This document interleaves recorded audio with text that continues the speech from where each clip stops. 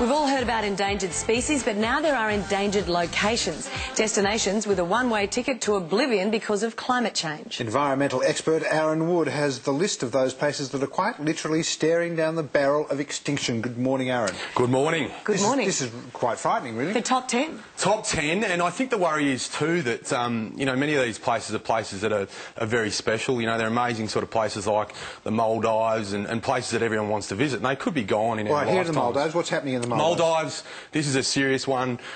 Through sea level rise and all those sorts of issues, it could effectively go underwater.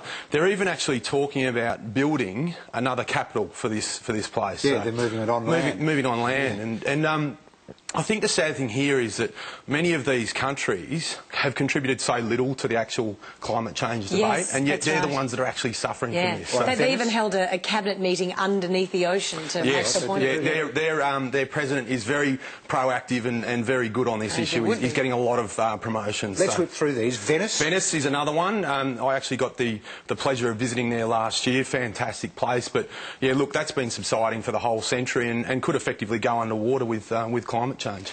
Dear. The Glacier National Park? Glacier National Park in Montana. I actually lived here for a year. It's a beautiful spot. Unbelievable spot. Like, just, you know, picture postcard stuff. And I think the thing with Glacier National Park, there was like 120 of these glaciers, now down to 27, and by 2020 they could actually be completely gone. So Glacier National Park in them only. As could the Northwest Passage. Northwest Passage is the that bit of fabled sea which links the Pacific and the Atlantic above North America, and it's been ice locked for as long as the records have been taken.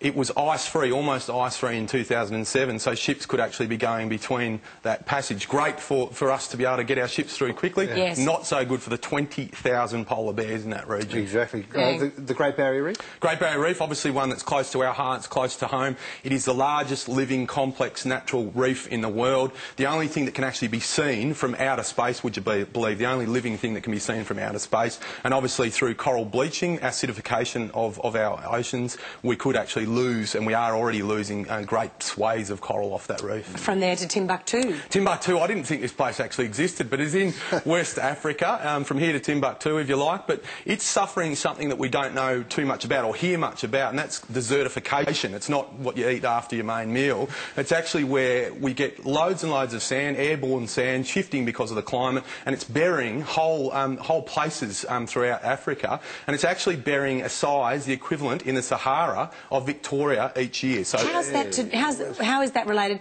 to climate change? As temperatures increase, you get less water in the soil profile, vegetation dies off, that's what holds in place your great sand dunes, and off they go, they start moving, and they cover everything in their path. Borneo and Sumatra? Borneo and Sumatra is a really sad one. I know this is close to your heart. Very Kim. close.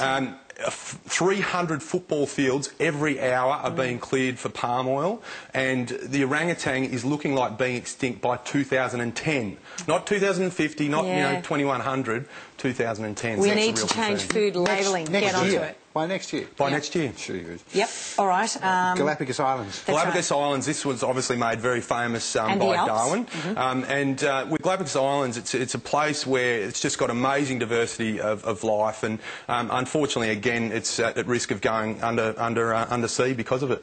All right. And, of course, no more snow in the Alps, and then, of course, there's, you know, Kilimanjaro's melting. So well, the Alps, you know, there could be no European ski fields by 2015, which will be very sad for them. Kilimanjaro is looking like being ice-free by 2015. So I think the concern I've got here is that this isn't, you know, 50, 100 years into the future. This is right here, right now. So. Yeah. All right, let's talk about some developments. I'm just obsessed with this lunchbox that you've brought in. Tell me about it. Nude food, and this isn't, you know, something you get arrested for, but this is amazing thing. One of the worst things with school lunches in particular, but even lunch we take to packaging. Packaging costs us twice. That's once where when you put your little buy rice crackers, no packaging. No packaging, and once when we actually dispose of it. And look, and that's where you put your sandwich underneath it.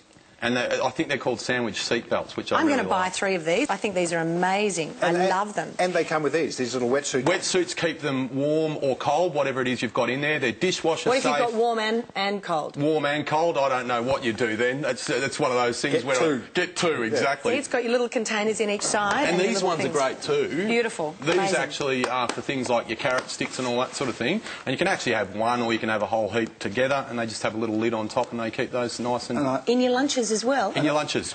And I love this down here. This is a great thing, isn't it? This is the Huey sink. The good thing for you know, fashion-conscious people in Australia, it comes in many different colours, so you can actually match it to your decor. What do you do with it? Sits in your sink. Very simple. I think the best inventions are the most simple ones.